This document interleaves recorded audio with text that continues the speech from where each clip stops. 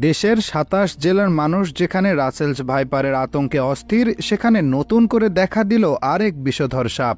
পটুয়াখালীর কুয়াকাটা সমুদ্র সৈকতে এবার পাওয়া গেল বিরল প্রজাতির সাপ ইয়েলো বেলিড সি। পৃথিবীর সবচাইতে বিষধর সাপগুলোর একটি এটি।